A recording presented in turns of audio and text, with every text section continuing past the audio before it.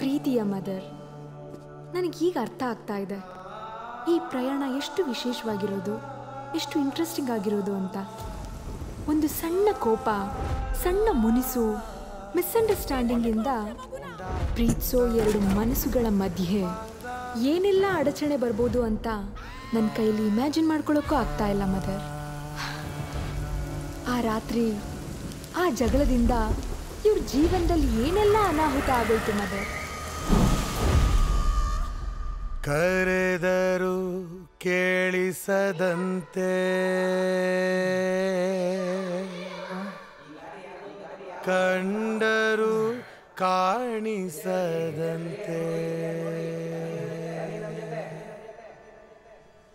ಗುರುತೆ ಹಿಡಿಯದ ಆಟವೂ ಏಕೆ, ಇನಿಯನ ಸೋಲು ನಿನಗೂ ಬೇಕೆ. ಕಣ್ಣ ಮುಚ್ಚೆ ಒಮ್ಮೆ ನೀನು ನನ್ನ ನೋಡೆ,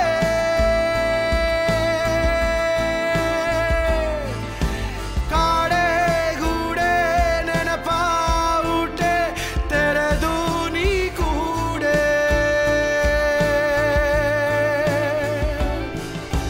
ಕಣ್ಣ ಮುಚ್ಚೆ ಒಮ್ಮೆ ನೀನು.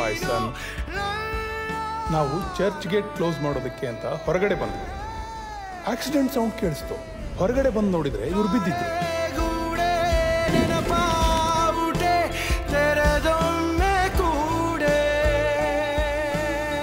ಇಲ್ಲಿ ಕಾಣಿಸ್ತಾ ಇದೆ ನಿಮಗೆ, ಇಲ್ಲಿ MRI ಸ್ಕ್ಯಾನ್ ಅಲ್ಲಿ ಸಿವಿಯರ್ ಬ್ರೈನ್ ಇಂಜುರಿ ಆಗಿತ್ತು. ಕ್ಲಾಟ್ನ ಈಗ ತೆಗೆದಿದ್ವಿ. ಆಟೋಬಯೋಗ್ರಾಫಿಕಲ್ ಅಮ್ನೀಸಿಯಾ, ಪೋಸ್ಟೀರಿಯರ್. ಮೆದುಳಿನ ಯಾವ ಜಾಗಕ್ಕೆ ಪೆಟ್ಟು ಬಿದ್ದಿದೆಯಾ ಅಂತಂದ್ರೆ ಪೇಷಂಟ್ ತನ್ನ ಬಗ್ಗೆ ಪ್ರತಿಯೊಂದನ್ನು ಸಂಪೂರ್ಣವಾಗಿ ಮರೆತು ಹೋಗ್ಬಿಟ್ಟಿದ್ದಾರೆ.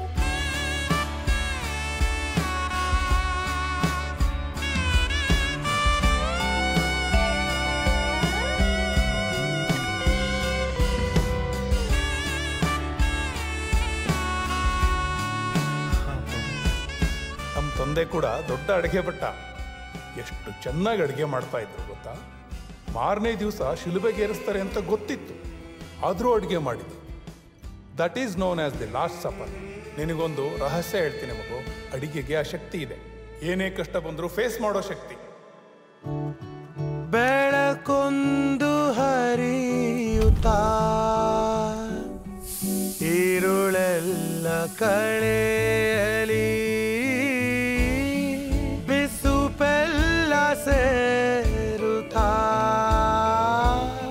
ಹೊಸ ರುಚಿಯು ಮೂಡಲಿ.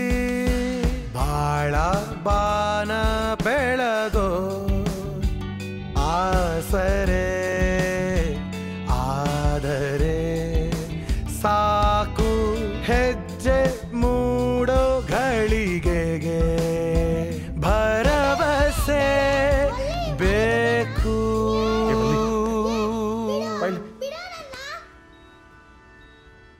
ಈ ಬಾರಿ ಅಡಿಗೆ ಮಾಡುವಾಗ ಎರಡು ಹೊಸ ಪದಾರ್ಥಗಳನ್ನ ಯೂಸ್ ಮಾಡು. ಒಂದು ಪ್ರೀತಿ, ಇನ್ನೊಂದು ಶ್ರದ್ಧೆ. ಕಣ್ಣ ಮುಚ್ಚೆ ಒಮ್ಮೆ ನೀನು ನೋಡೆ, ಕಾಡೆ ಗೂಡೆ ನೆನಪಾವುಟೆ ತೆರೆದೊಮ್ಮೆ ಕೂಡೆ.